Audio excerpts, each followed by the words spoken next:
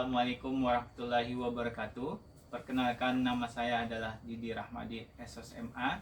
Saya merupakan dosen ilmu politik di program studi ilmu politik Fakultas Ilmu Sosial dan Ilmu Politik Universitas Muhammadiyah Sumatera Barat. Saya telah bergabung dengan UM Sumatera Barat sejak tahun 2019. Pada kesempatan kali ini saya akan menyampaikan PDD UKT-PT di bidang pengajaran saya, yaitu pada mata kuliah Gerakan Sosial Politik. Mata kuliah ini memiliki bobot 3 SKS dan merupakan mata kuliah wajib bagi mahasiswa ilmu politik di semester 5. Setelah mengikuti mata kuliah ini, mahasiswa diharapkan mampu memahami teori serta dasar konsep gerakan sosial politik secara keseluruhan dan mampu menerapkannya dalam menganalisa perkembangan gerakan sosial politik dalam konteks Indonesia. Pembelajaran menerapkan konsep DIA, Delivery Interaction Assessment, yaitu ceramah, diskusi, dan evaluasi yang didasarkan pada keaktifan dan objektif. Selain itu juga berbasis pada student-centered learning dan case-based learning. Perkuliahan tatap muka dilakukan luring sebanyak 60% dan daring 40%. Sekaligus menerapkan metode secara asinkronus seperti pemanfaatan media WhatsApp Group. Kuliah ini memiliki 16 pertemuan, diantaranya pada pertemuan ke-8 yaitu ujian tengah semester dan pertemuan 16 merupakan ujian akhir semester. Adapun materi pertama sampai pertemuan ke-14, yang pertama adalah konsep dan tipologi gerakan sosial dan politik. Yang kedua, gerakan sosial politik dalam kajian disiplin ilmu politik. Yang ketiga, masyarakat dan gerakan sosial, teori fungsionalisme struktural. Yang keempat, masyarakat dan gerakan sosial, struktur mobilisasi. Yang kelima, masyarakat dan gerakan sosial, teori pertentangan. Yang keenam, masyarakat dan gerakan sosial, teori framing. Yang ketujuh, organisasi gerakan sosial. Yang kedelapan, strategi gerakan sosial. Yang kesembilan, perubahan pola gerakan sosial politik lama dengan gerakan sosial politik baru. Yang kesepuluh, gerakan agraria dan lingkungan. Yang kesebelas, gerakan sosial keagamaan. Yang kedua belas, gerakan perempuan. Yang ke-13, gerakan sosial atas hak asasi manusia. Yang ke-14, analisis studi kasus gerakan sosial dan politik lokal dalam konteks nasional dan global. Adapun capaian pembelajaran lulusan program studi atau CPL Prodi, beberapa yang utamanya yaitu pada bagian sikap, mahasiswa mampu berkontribusi dalam peningkatan mutu kehidupan bermasyarakat, berbangsa, bernegara. Pada bagian pengetahuan, mahasiswa mampu menguasai teori politik dan demokrasi. Dan pada bagian keterampilan khusus, mahasiswa mampu menganalisis persoalan-persoalan politik dan kebijakan publik. Sedangkan capaian pembelajaran dari mata kuliah ini ada 5. Yang pertama, mahasiswa mampu memahami konsep dan teori tentang gerakan sosial dan politik. Yang kedua, mahasiswa mampu memahami sejarah gerakan sosial politik. Yang ketiga, mahasiswa mampu memahami bentuk-bentuk gerakan sosial dan politik. Keempat, mahasiswa mampu memahami perubahan pada gerakan sosial politik lama dan gerakan sosial baru. Sedangkan yang kelima, mahasiswa mampu memahami perbandingan gerakan sosial di berbagai tempat. Asesmen pada mata kuliah gerakan sosial politik terdiri dari 10% kehadiran, 25% nilai tugas yang terdiri dari 10% tugas mandiri, 15% tugas kelompok, 25% untuk nilai UTS, dan 40% untuk nilai ujian akhir semester. Adapun kegiatan pembelajaran pada mata kuliah ini dibagi menjadi 3 bagian. Yang pertama adalah pendahuluan, penyajian, dan penutup. Pada bagian pendahuluan, dosen akan membuka dengan salam pembuka, lalu menjelaskan tujuan dari materi yang akan disampaikan. Pada bagian kedua, dosen akan menjelaskan materi tentang gerakan sosial yang diawali dengan penjelasan tentang konsep lalu tipologi gerakan sosial. Pada sesi akhir atau penutup diharapkan nanti adanya interaksi dengan dosen dan mahasiswa melalui diskusi tanya jawab, dan juga apabila ada mahasiswa yang tidak memahami tentang materi yang disampaikan dapat mengajukan pertanyaan. Selanjutnya Saya akan menampilkan bagaimana saya membawakan materi gerakan sosial politik pada pertemuan pertama ini. Mari kita lihat videonya. Assalamualaikum warahmatullahi wabarakatuh. Kita ketemu lagi. Hari ini kita akan membahas tema perkuliahannya adalah gerakan sosial politik dengan perluasannya dan perkembangan konsep. Nah, dalam perkuliahan ini kita akan mencoba menggali, mendiskusikan terkait dengan pertama adalah konsep, terkait gerakan sosial, lalu nanti ideologinya, dan juga perkembangan teori-teorinya dalam mata kuliah atau studi gerakan sosial politik.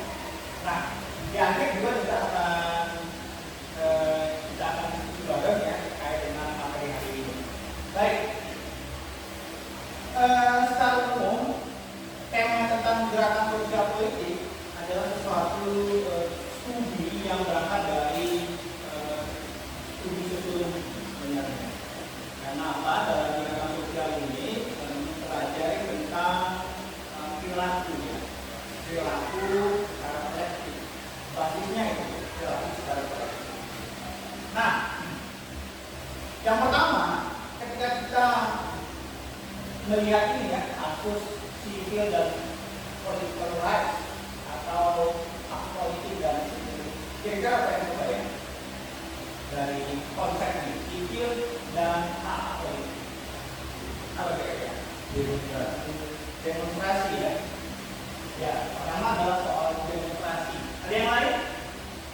Kira-kira yang ingin memperkaya, kira-kira kita mendengar kata sivil dan hak politik, apa kira-kira? Secara spontanitas. Tadi demonstrasi. Nah, ini kan lazim ya bahwa dalam fenomena sosial kita akan ketemu banyak bentuk-bentuk protes. Bentuk protes. Nah, bentuk protes ini bagian dari hak sipil dan hak politik. Hak sipil. Nah, sipil itu kalau misalnya membaca ya, sipil itu berarti masyarakatnya sopan. Dalam bahasa Inggris itu sipil sopan. Jadi kenapa kita selalu mendorong kekuatan masyarakat sipil? Karena diasumsikan masyarakat sipil itu memiliki pengetahuan tentang etika. Nah, itu yang kita sebut sebagai masyarakat sipil ya, kalau nanti menggunakan kata sipil. Dan hak politik. Sistem politik itu bisa berjalan karena ada 5.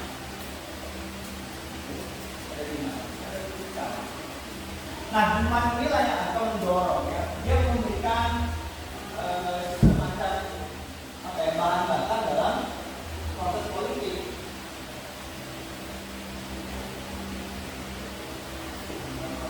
Tanpa itu, tanpa ada demand, ya, maka proses politiknya akan timpang. Akan timpang. Karena proses politik ini kan dalam proses mengelola kebijakan ya. Nah, ini yang kita sebut dapurnya kebijakan. Jadi kebijakan itu diurus atau diproses dalam ini.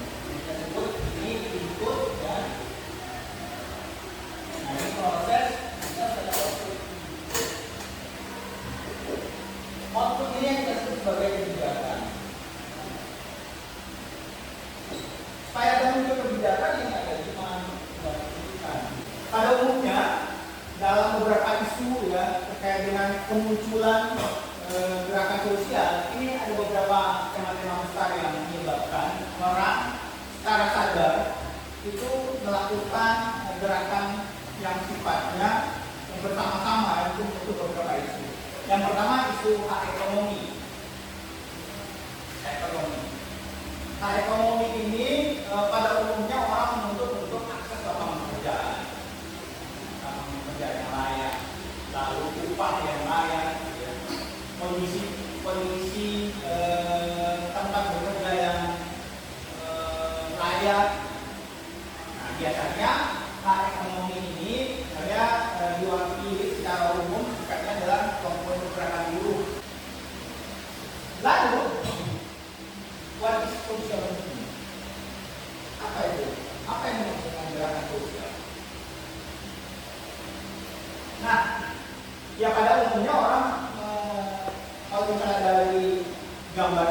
pada umumnya adalah gerakan protes. Nah, apa itu gerakan sosial? Yang pertama, cirinya adalah kolektivitas. Gerakan sosial. Kolektivitas. Kolektif itu adalah kumpulan orang yang berkumpul, yang secara sadar berkumpul secara sadar, yang ingin memperjuangkan sesuatu kolektif. Jadi kumpulan orang ini, misalnya di kelas ini adalah kumpulan orang, belum tentu kita sebut sebagai kolektif. Karena kehadiran teman-teman di sini bukan didasarkan pada sesuatu perasaan yang sama, kebutuhan yang sama. Kehadiran teman-teman di sini adalah kebutuhan individunya teman-teman. Lalu ciri yang kedua terhadap gerakan sosial adalah power, kekuatan. Jadi kayak kolektif ya, kolektif itu akan membuat orang seperti ini berkumpul, ya, itu akan menciptakan satu kekuatan politik ya, atau kekuatan sosial yang mampu merubah sesuatu, yang merubah satu kebiasaan-kebiasaan yang kita sebut sebagai perubahan sosial. Dia akan mampu menghadirkan satu kebiasaan-kebiasaan baru, perubahan sosial. Nah, ini pasti punya power. Kalau gerakan sosial itu organisasi.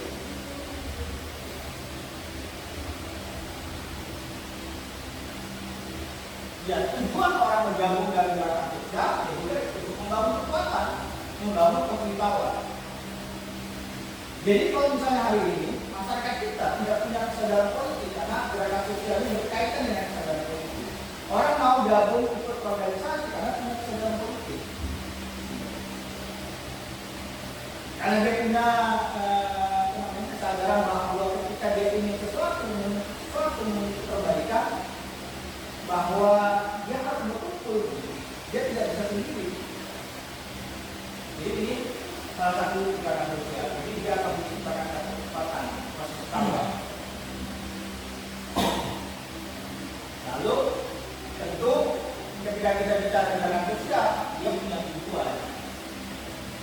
Nggak mungkin kita ngumpul habis itu nggak punya tujuan. Ini kita sebut sebagai kerumunan. Kita ngumpul tapi nggak punya sesuatu, nggak punya motivasi, misalnya nggak punya sesuatu yang ingin kita capai, itu sebut kerumunan. Nah, jadi ketiga itu tadi, tiga komponen itu tadi, kolektivitas, power, dan goal tadi itu jadi ciri khas dari gerakan sosial. Lalu ada Charles Tilly ya, Charles Tilly salah satu pakar gerakan sosial juga yang menjelaskan bahwa gerakan sosial adalah sesuatu yang terorganisir, pokoknya terorganisir, ya, berkelanjutan, menolak first ya, dan di dalamnya terdapat kesamaan identitas di antara mereka yang terlibat di dalamnya. Jadi harus punya kesamaan identitas, ya, kesamaan tentang perasaan tadi ya, perasaan kesulitan yang sama. Ya. Jadi ini bukan apa ya, bukan organisasi arisan, bukan organisasi fans club. Ya, karena kalau fans club itu motifnya macam-macam gitu ya, tidak berangkat dari rasa penderitaan yang sama fans club. Nah, lalu muncul gerakan sosial juga ada ketimpangan yang dilakukan oleh kelompok penguasa. Jadi ada timpangan tadi ya di dunia.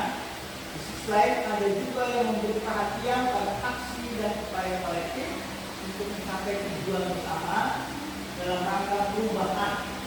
Dalam rangka perubahan, gerakan di mana dilakukan oleh kelompok-kelompok di luar lingkungan lembaga-lembaga yang sama. Jadi di sini bisa kita simpulkan bahwa definisi gerakan sosial adalah satu bentuk ya, kalau kita ambil kesamaannya dari Green kalau ada Charles Tilly adalah tindakan yang dilakukan secara kolektif. Sambungannya yang U itu suatu organisasi atau kelompok, ya, kelompok organisasi, ya, suatu organisasi atau kelompok organisasi. Ini lebih luas lagi, ya, tentang definisi gerakan sosial. Pokoknya dia kelompok aja atau organisasi. Lalu ada aspirasi, alat ekspresi politik rakyat. Ini ada penekanan untuk organisasi, tapi dia mengekspresikan ya sebagai alat tekan kelompok masyarakat. Jadi ini di dalam ini ya, ada yang disebut sebagai dalam proses ini ada yang disebut sebagai ada dua ini. Supra dan infra struktur. Suprastruktur ini yang disebut sebagai terdiri dari eksekutif, legislatif, dan yudikatif. Nah, sedangkan suprastruktur ini kalau misalnya kepemimpinan,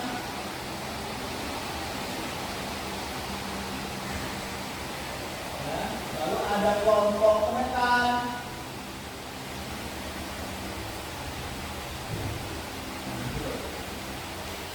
Kelompok kepentingan ini yang disebut salah satu contohnya adalah partai politik. Sedangkan kelompok penekannya apa? Ormas, ya kayak apa? Ormas agama itu ada NU, ada Muhammadiyah. Nah itu yang infrastruktur. Nah ini yang akan menjalankannya proses menggerakkan proses politik.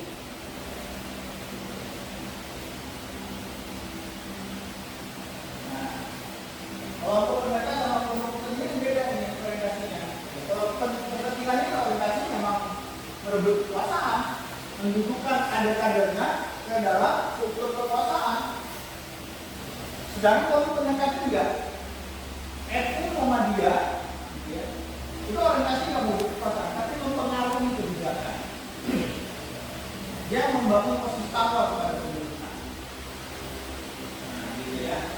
Dia tidak punya orientasi untuk merebut kekuasaan, tapi mendistribusikan, merekomendasikan kader-kadernya dia untuk duduk dalam struktur kekuasaan. Tapi itu tidak menjadi utama, ya. Utama itu karena politik sebagai kepentingan. Nah, begitu. Jadi alat ekspresi politik rakyat itu ya bermain di sini. Jadi gerakan sosial itu di sini dia, kalau misalnya kita gambarkan.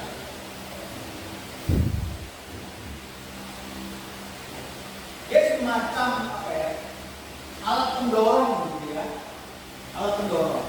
Karena begini, dalam proses politik ini pertarungan di sini, dukungan dan tuntutan dan dukungan. Nah, support dan dukungan. Jadi kalau misalnya kelompok pendukung pemerintah itu kuat, ya, maka kepentingan kelompok lain yang tidak terwakili, ya, tidak terwakili oleh kelompok dukungan ini itu akan hilang atau senyap. Nah, oleh karena itu pentingnya gerakan sosial. Agar apa? Agar suara-suara yang senyap itu, suara-suara minoritas itu bisa terdengar, lalu itu menjadi apa namanya, diperjuangkan di sebuah kebijakan. Jadi agregasi kepentingannya itu, ya, untuk mengumpulkan suara-suara masyarakat itu harus ada. Toanya harus ada toanya. Jadi gerakan sosial ini semacam toa yang akan memperbesar ya, suara-suara yang ingin menuntut satu perubahan-perubahan. Nah, ini tahapan-tahapannya ya, dalam proses tingkatan ya, orang membangun sebuah proses munculnya gerakan sosial. Nah, yang pertama adalah soal riak-riak, ya. Riak-riak isu lah, kegelisahan-kegelisahan. Gerakan sosial itu tumbuh dari kegelisahan-kegelisahan. Satu dua orang lalu dia cerita sama ya nasib kita ya. Ternyata pemerintah tidak memberikan, ternyata pemerintah mengintimidasi misalnya. Ternyata hak-hak dasar kita tidak terpenuhi. Kita terancam. Itu riak-riak namanya. Because apa riak-riak? Semakin kecil, kesan. Ya, ada satu lagu One Minute Silence, ya nama bandnya. Liriknya, if I can change one, I can change two. If I can change two, I can change four. If I can change four, I can change eight. Jadi cerita lagu ini cerita tentang proses bahwa ada sebuah gagasan, ada cerita-cerita kegelisahan.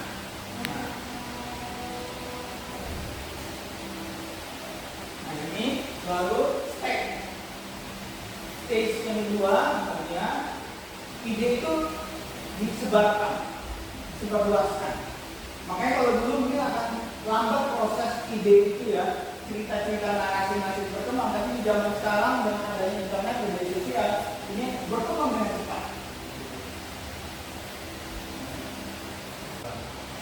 Nah, sekarang kita teman-teman yang ada pertanyaan. Yawi, kalau seandainya teman itu adalah input dan waktunya adalah kebijakan, kita berkata pada Kubang aksi demokrasi masyarakat di upaya Barat, kemudian satu orang yang menuntut Amerika sana yang ada di Barat dan yang dipaksa oleh Amerika untuk proyek SMA. Nah, jadi masyarakat itu kan sudah dapat yang adanya, sudah ada tuntutan dari bawah. Nah, sementara mereka digunakan oleh Pemprov dan Pemprov tanpa ada membawa kebijakan atas aksi demokrasi. Nah, itu gimana kita tahu kalau memang ada proyek itu kan kalau kebijakannya nggak sesuai baru lakukan atas demokrasi. Iya, betul. Nah, ini persoalannya ketika sudah dijanjikan kan, menjanjikan sesuatu, maka mereka pulang atau meredam. Nah itu kita sebut sebagai strategi pemerintah untuk meredam, memberikan sesuatu, tapi implementasinya kita sebut sebagai nol. Tapi ujungnya dari bang dan chaos. Nah itu yang dalam gerakan sosial ya. Kita harus membangun strategi-strategi gerakan sosial. Gitu. Jadi bagaimana caranya supaya konsep pertama adalah membangun posisi tawar yang kuat gerakan sosial. Yang kedua adalah membangun strategi gerakan. Itu paling penting. Yang pertama adalah bagaimana menggerakkan sosial. Maka gerakan sosial itu harus membesar, harus solid. Kenapa hari ini misalnya ya, gerakan sosial itu mudah sekali diredam, dipatahkan. Salah satu alasannya memang tidak kuat gerakan sosial itu. Contoh, ketika dihadapkan dengan aparat, misalnya dibubarkan aparat, gitu, udah terkadang gerakan sosial itu selesai. Tidak punya kekuatan politik membangun. Nah, kalau misalnya gerakan secara massa itu lemah, maka bagaimana caranya supaya gerakan ini juga bisa bisa tetap diperjuangkan? Maka yang kedua adalah membangun strategi. Nah, itu kan deadlock. Maka tidak bisa dipaksakan. Karena kenapa? Karena posisi power gerakannya itu lemah. Kenapa bisa deadlock? Karena pemerintah bisa membuatkan. Maka yang kita bangun adalah strategi lobby. Nah ini pengalaman di gerakan petani sendiri secara massa kan tidak solid, tidak kuat. Padahal persoalan isu pertanian itu sangat penting. Isunya sangat sensitif, sangat krusial. Tetapi kalau pemerintah tidak mampu melawan dominasi pemerintah, maka harus membuat kekuatan lobby. Nah dalam konteks inilah, gitu ya, gerakan sosial ini harus membangun refleksi tadi, jalinan. Kalau misalnya perlawanan apa istilahnya ekstraparlamenter ya tidak kuat, maka harus masuk gitu ya, kekuatan itu parlementer. Mas? Mas. Oke. Baik, teman-teman semuanya. Terima kasih. Jadi kesimpulannya bahwa tadi kita sampaikan bahwa gerakan sosial itu penting sekali ya, dalam hal untuk melakukan perubahan sosial.